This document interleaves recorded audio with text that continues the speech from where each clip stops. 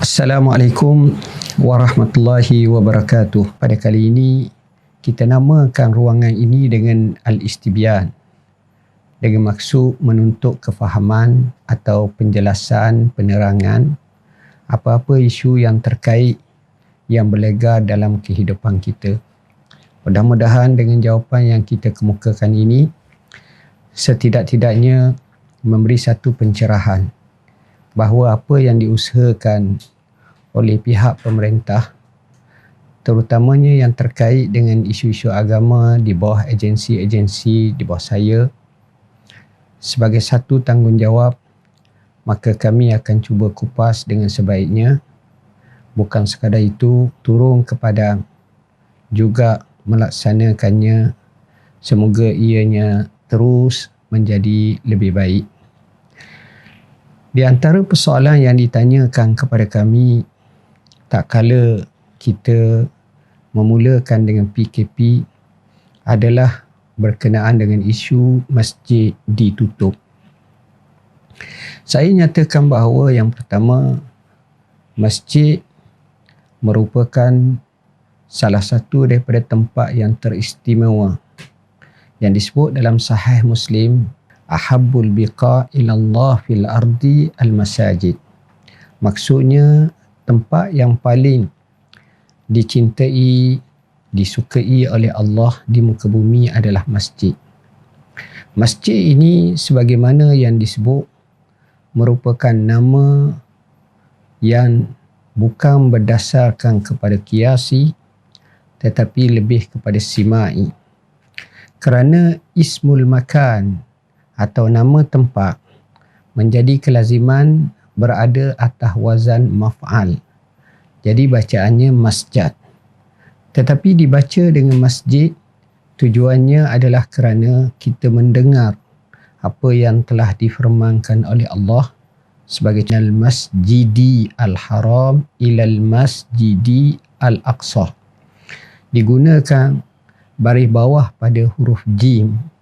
Maka itu simai dan Nabi sentiasa menyebut dengan kalimah masjid. Masjid ini sebagaimana yang dinyatakan oleh Az-Zajjaj merupakan tempat untuk seseorang itu beribadat, maka dinamakan masjid. Dalam erti kata lain, masjid ini adalah amat istimewa dalam kehidupan umat Islam, di mana masjid menjadi tempat umat Islam untuk beribadat, untuk melakukan acara-acara yang membawa kepada mendekatkan diri kepada Allah serta menyuburkan hubungan sesama manusia yang kita panggil sebagai hablum minallah dan juga hablum minan nas. Sidang penonton yang dirahmati Allah, menjawab kepada persoalan berkenaan dengan masjid ditutup, suka kami nyatakan bahawa apabila kerajaan ingin melaksanakan PKP kali kedua, dalam erti kata lain untuk merealisasikan hasrat PKP ini, sebenarnya perbincangan panjang yang telah dilakukan terutamanya dalam kluster sosial yang termasuk di bawahnya keagamaan dan masjid. Saya telah mengambil pendekatan sudah sekian kalinya kita mengadakan muzakarah fatwa kebangsaan. Seingatan saya pada tahun lepas saja 11 kali. Dan pada tahun ini sudah 3 kali. Yang terakhir lebih kurang pada beberapa minggu yang lalu, yang mana kita telah bincang secara khusus berkenaan dengan masjid ini. Sepakat menyatakan perlu untuk menegakkan syiar agama Allah dan masjid tidak boleh ditutup. Dan inilah yang kita nyatakan dan saya sampaikan kepada pihak kabinet dan juga MKN dan KKM tak kala kami membincangkannya. Maka alhamdulillah, berasaskan kepada firman Allah Ta'ala, wa man yu'azzim sya'airallah fa innaha min taqwal qulub. Siapa yang mengagung dan membesarkan syiar Allah, maka ia termasuk di kalangan mempunyai hati-hati yang bertakwa. Oleh kerana masjid ini adalah milik Allah, wa annal masajida lillah, yang menjadi wakafan untuk semata-mata diabdikan kepada Allah dan bebas kepada sesiapa. Tetapi kita faham untuk melaksanakan sifat masjid dengan sebaik mungkin, maka telah diterima pakai bahawa kena ada pengurusi masjid atau nazir masjid, jawatan kuasa masjid, imam, begitu juga bilal, siak, noja, marbuk dan lain-lain. Untuk itu, kita telah mengemaskinikan dengan kita memahami tak kala wabak, tak kala kami sedang berinteraksi ini, wabak begitu memuncak kenaikannya. Ini merupakan satu ujian yang cukup besar. Tak kala kita mengetakkan SOP, kita mengetakkan pelbagai cara untuk kita dapat melandaikan wabak dan pandemik COVID-19 ini, tetapi apa yang berlaku bukan semata-mata di Malaysia tetapi juga di dunia. Tanpa kita nafikan ketaksiran, kelemahan yang ada pada manusia, tetapi kita juga amat memahami suasana tersebut merupakan pandemik yang menyebabkan ia cukup parah. Oleh kerana itu, pendekatan yang dibuat walaupun PKP diadakan, tetapi tetap masjid syiarnya, terutama azan, begitu juga solat berjemaah. Dan kita sedia maklum tentang solat jemaah. Dengan sebab itu kita nyatakan dicadangkan bahawa masjid dibenarkan untuk melakukan ibadat dengan jumlah jemaah adalah terhad, iaitu seramai 50 orang jika sekiranya masjid mempunyai kapasiti melebihi 1000 orang, dan kalau kurang hanya 20 orang.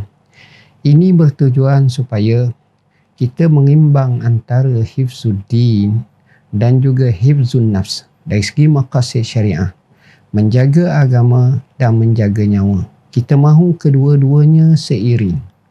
Dan ini yang dilakukan. Dalam sebuah hadis yang sahih, Rasulullah sallallahu alaihi wasallam bersabda kepada Abu Darda, "Inna li rabbika 'alaika haqqan wa li nafsika 'alaika haqqan wa li ahlika 'alaika haqqan fa'ti kullazi haqqin haqqah." Hadis sahih. Mafhumnya, sesungguhnya bagi Tuhan kamu ada haknya, bagi diri kamu ada haknya, bagi keluarga kamu pun ada haknya, maka berikanlah setiap hak itu akan hak masing-masing. Oleh kerana itu, apabila kita menyatakan keperluan untuk kita salat di masjid, tetapi bukan bermakna Islam yang bersifat luas dan rahmah itu juga meraihkan tempat-tempat yang lain mungkin boleh dilakukannya. Dengan sebab itu Rasulullah SAW menyebut bagaimana sifat pemurahnya Allah untuk kita tegakkan syiar jemaah dan untuk kita salat. Dalam sebuah hadis yang masyhur, Rasulullah sallallahu alaihi wasallam bersabda, "Wa ju'ilat liyal ardu masjidan wa tahura." Dan dijadikan bagiku tanah dan bumi itu sebagai masjid dan suci. Maknanya boleh bertayamum. Artinya di sana ada sifat keluasan. Kita boleh sembahyang di rumah, boleh sembahyang berjemaah dengan anak isteri kita. Dan Rasulullah SAW mengajar kepada kita bahawa yang penting adalah salat berjemaah. Salatul jama'ati afdalu min salatil fadzi bi 27 darajah. Salat berjemaah itu nilaiannya lebih baik daripada solat seorang-seorang dengan 27 kali ganda.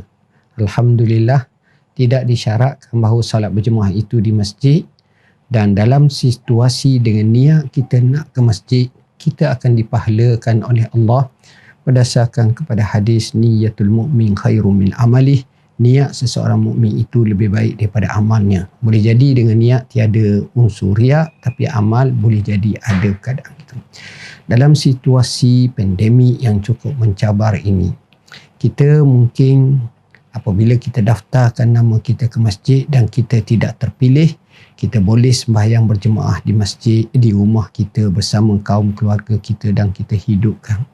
Hadis Nabi SAW menyebut, la taj'alu buyutakum kubura, jangan kamu jadikan rumah-rumah kamu itu sebagai kubur. Justru saya mengajak kepada kita semua sentiasa berdoa, salat berjemaah walaupun di rumah, dengan niat untuk pergi ke masjid apabila suasana pandemik COVID ini mula melandai dan dibenarkan oleh pihak kerajaan.